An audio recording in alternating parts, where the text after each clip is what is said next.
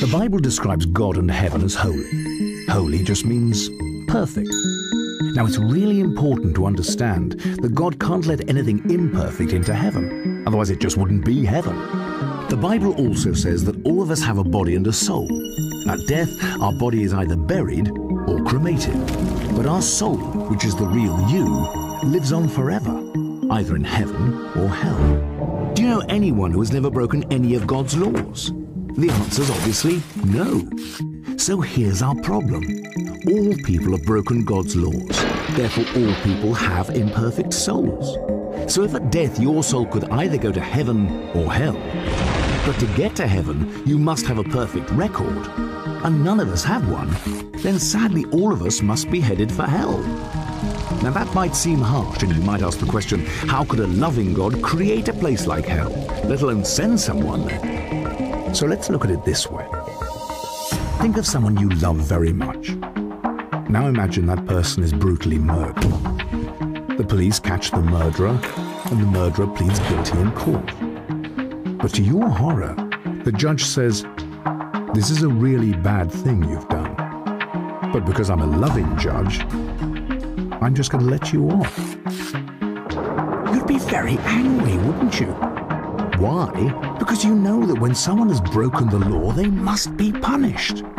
Otherwise, there's no justice. So you see, hell is not a love issue, it's a justice issue. Have you ever told a lie in your life? Well, the answer is surely yes, even if only a so-called white lie. If you've lied once, then you're guilty of being a liar. Have you ever taken anything that's not yours? For example, have you ever gone to work late or left early and got paid for it? Have you ever used the boss's telephone or photocopier without asking permission, or knowingly taken an office pencil home? This is stealing, of course. Most people have taken something that's not theirs, which makes them guilty of being a thief. Have you ever hated anyone? The truth is that most people have felt anger or hatred in their heart towards others. But what's interesting is the way Jesus redefined murder. He said that if you hated a person in your heart, you've murdered them in your heart, which in God's eyes makes us guilty of murder. So you see, this is the bad news. For the sake of justice, there has to be a place called hell. But there is good news, and this is where Jesus Christ comes in. The most significant thing that distinguishes Jesus from everyone else is that he is perfect. Unlike us, he's not broken any of God's laws.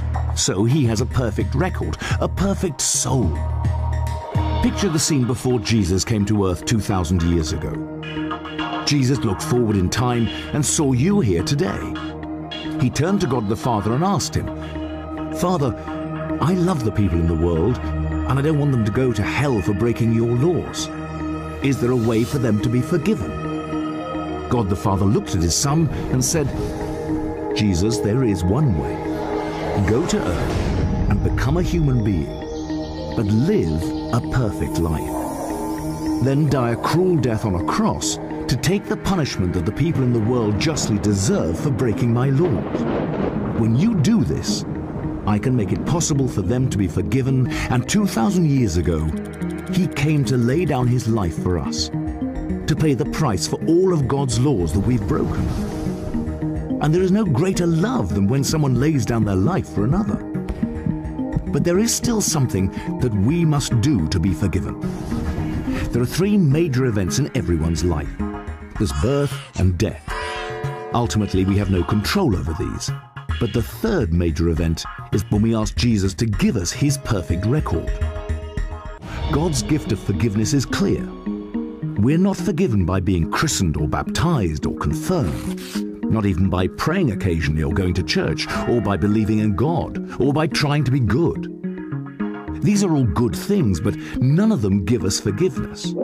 Jesus said that there are two things that we must do to be forgiven.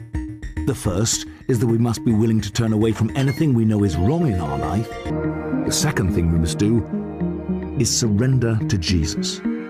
Now, surrender means this. If God made you and the entire universe that surrounds you, don't you think he deserves to be the central person in your life? Surrendering to Jesus is when we acknowledge him as our Savior and humble our lives to him in service. When you die, you will go before God on Judgment Day, and Jesus will say to you, "You, my beautiful child, have my perfect record, which I gave you when you turned and surrendered to me on earth, and I forgave you. Welcome to heaven." But say you never turned and surrendered. Think about what would happen.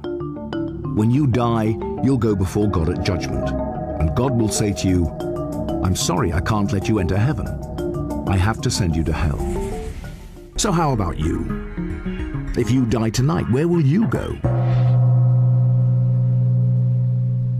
Remember, to get to heaven, you need a perfect record, which you could never have unless you ask Jesus to give you his.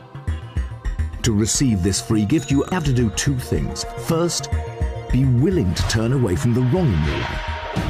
And secondly, surrender to Jesus. Unless you do these two things, it's impossible to be forgiven.